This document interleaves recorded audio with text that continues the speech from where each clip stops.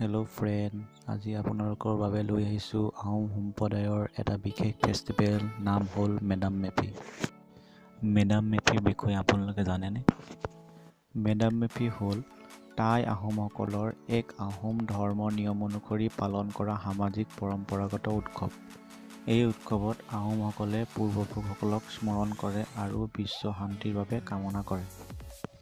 এই পৰম্পৰাৰ জৰিয়তে উপৰি পুৰুষৰ সৈতে অশাৰীৰিক যোগসূত্ৰ স্থাপন কৰি নিজৰ আৰু সমাজৰ তথা দেশৰ মংগলৰ বাবে জনমিং বা আশীৰ্বাদ বিচৰা হয়।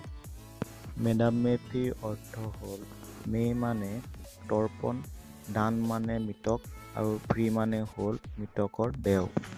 অন্যান্য পৰম্পৰাৰ দৰে মেডাম মেফি পালনৰ বাবেও নীতি নিয়ম আছে, যাক টাই আহোম ভাষাত খয়ক্লাই বুলি জনা যায়।